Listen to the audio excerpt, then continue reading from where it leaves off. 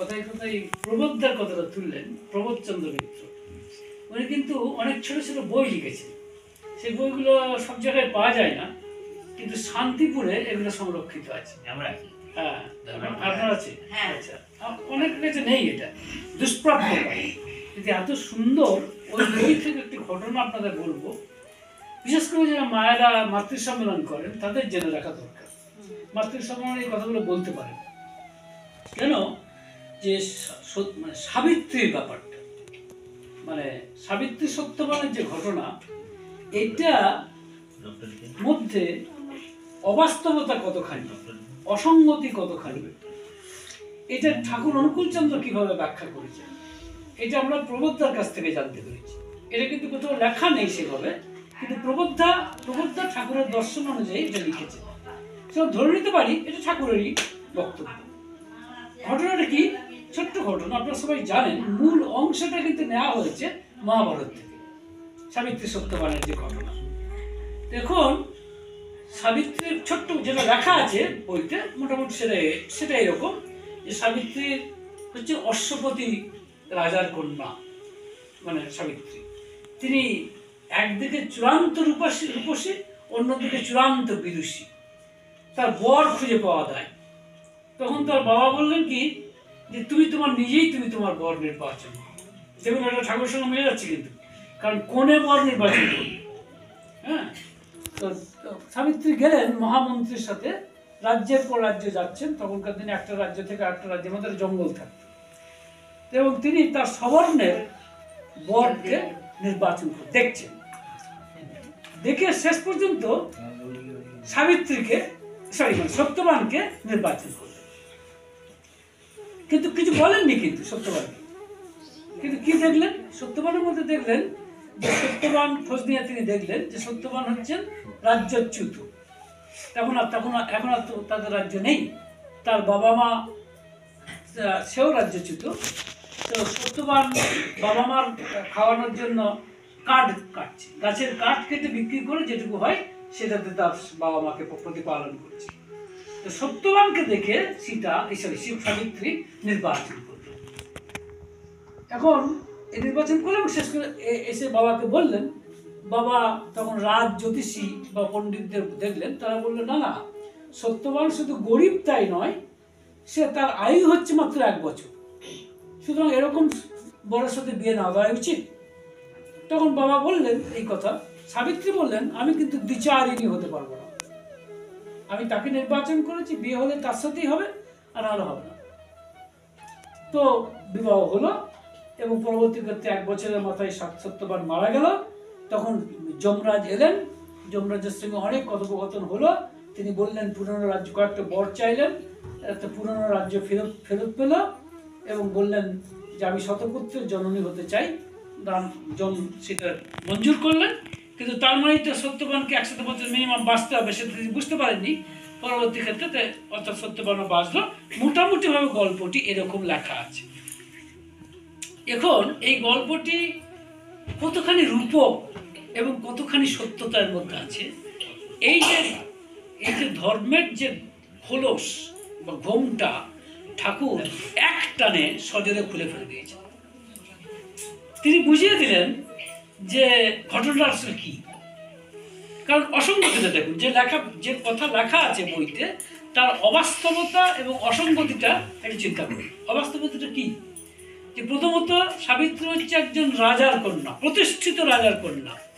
সে কেন একজন রাজ্যহীন ব্যক্তিকে বিয়ে করতে যাবে, তাও যার আয়ু মাত্র 1 বছরের? এটা একটা অবাস্তব কথা, অসঙ্গত কথা, কিন্তু করেছেন তাই।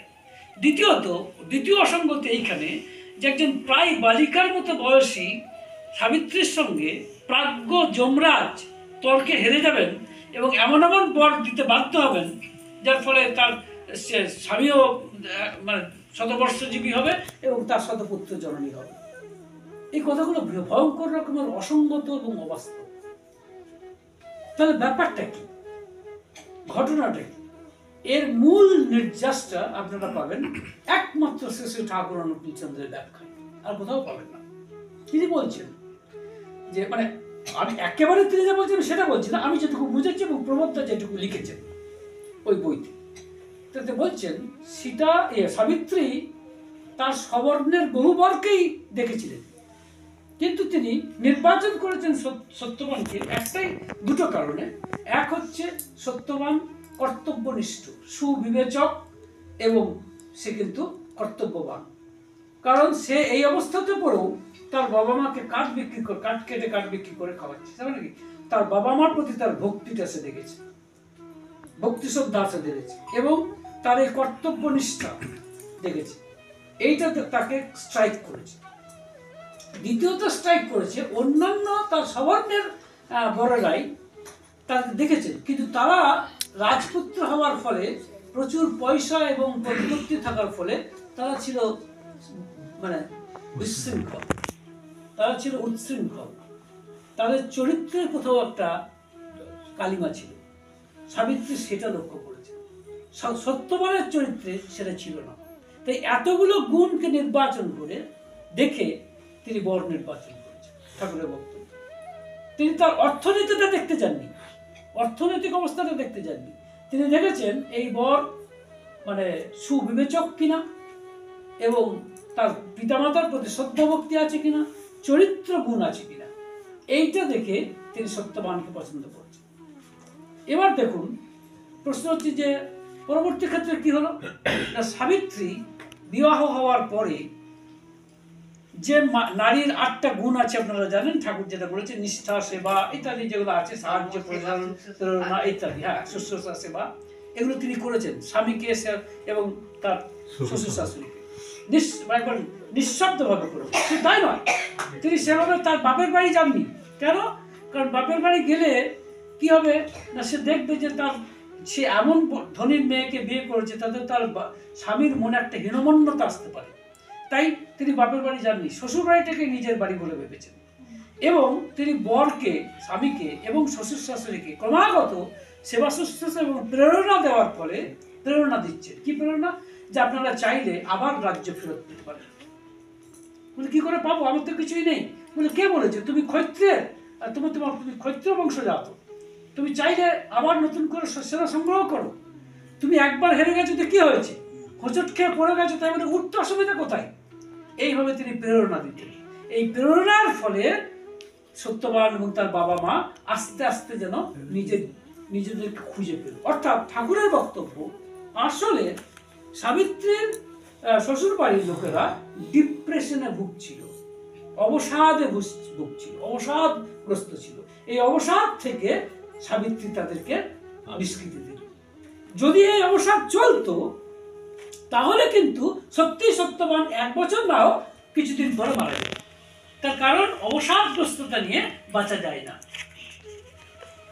সাবিত্রী যে রোলটা প্লে করলেন, যে ভূমিকাটা প্লে করলেন, সেটা হচ্ছেই তিনি সেবা শুশ্রূষা দিলেন এবং তাদেরকে যেন নিজেদের মতো, নিজের মেয়ের মতো করে প্রতিপন্ন করতে পারেন। তিনি যে একজন বিরাট রাজার কন্যা, তিনি যে বিশাল বিদুষী, এইভাবে তিনি তাকে প্রতিষ্ঠা করতে যাননি স্বামী শ্বশুরের কাছে। স্বামী শ্বশুরের কাছে যেন একান্ত নিকট আত্মীয় বলে তারা পরিচিত হলেন এবং স্বামী শ্বশুর যেন তাকে একান্ত আপনার্জন ভাববে। স্বামীও তার প্রেরণায় উদ্বুদ্ধ হয়ে আবার নতুন করে সৈন্য সংগ্রহ এবং ইত্যাদি করতে শুরু করল। এরপরে দেখা গেল সত্যি সত্যি একসময় আবার রাজ্য ফিরে পেল, ওই প্রেরণা দেওয়ার ফলে, সাবিত্রীর অনুপ্রেরণার ফলে এটা সম্ভব হয়েছে। এবং পরবর্তী ক্ষেত্রে যখন তিনি রাজা হলেন, তখন এই সাবিত্রী তার স্বামীকে এইভাবে অনুপ্রাণিত করল যে তোমার প্রজারা হচ্ছে তোমার সন্তান। সেই অর্থে সাবিত্রী শতপুত্রের জননী। সত্যি সত্যি শতপুত্র হয়েছিল একথা সত্য নয়। এই যে ধর্মের খোলসটাকে, ধর্মের ঘোমটাটাকে ঠাকুর একটানে খুলে ফেলে দিয়ে একটা যুক্তিগ্রাহ্য ব্যাখ্যায় নিয়ে এসেছে। এটাই আমার বক্তব্য ছিল। দেখুন, লক্ষ্য করে এই সাবিত্রীর ব্যাপারটা কিরকম। ওই যে নারীর 8টি গুণ তার পূর্ণ ব্যবহার করেছিলেন সাবিত্রী। যদি বলা যায় সেই অর্থে কিন্তু সাবিত্রী এইভাবে ব্যবহার করেছিলেন। কাজেই এটা রূপক, যেটা লেখা আছে বইতে সেটা রূপক। তার অনেক অংশেই অবাস্তবতা আছে, তার অনেক অংশেই অসঙ্গতি আছে। এখনকার দিনের বিজ্ঞানের পরাকাষ্ঠায় বলবে এটা কি ধরনের কথা, যে একটা মানুষ 100 বছর বেঁচে থাকবে? শতপুত্রের জননী হবে, তার কোনো মানে আছে নাকি? শতপুত্রের জননী হতে গেলে তো মিনিমাম 100 বছর বাঁচতে হবে, তার বেশি। তার কারণ বাচ্চা হতে গেলেও তো 20 বছর থেকে শুরু হচ্ছে, যদি ধরে নিই। তাহলে এটা অবাস্তব, অসঙ্গত। ঠাকুর অনুকূল চন্দ্র এই অসঙ্গতি, অবাস্তবতাটাকে দূর করে দিলেন। তিনি বললেন না, তার শতপুত্রটা তার নিজের হয়নি, তার প্রজাদেরকে তিনি পুত্র সন্তান বা সন্তান রূপে দেখতেন। প্রজা মানে সন্তান এবং কন্যা হিসেবেই দেখতেন। এই অর্থে তিনি শতপুত্র বা কন্যার জন্ম। এই অর্থ নয় যে তার পেটে বাচ্চা হয়েছে বা শতপুত্রের জন্ম হয়েছে। বুঝুন রূপকটা কোন জায়গায় ছিল, যুগপুরুষোত্তম এসে সেই খোলসটাকে খুলে দিলেন।